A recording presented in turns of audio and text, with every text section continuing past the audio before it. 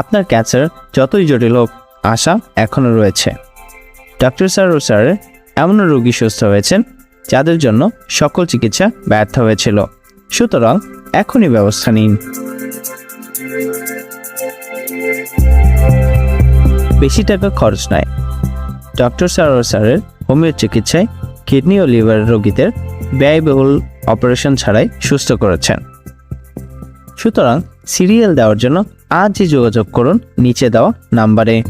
Doctor Sarwar sir রোগী দেখেন শনিবার থেকে সোমবার ঢাকা পল্টন এবং মঙ্গলবার থেকে বৃহস্পতিবার হবিগঞ্জ, সকাল 10টা থেকে সন্ধ্যা 6টা পর্যন্ত।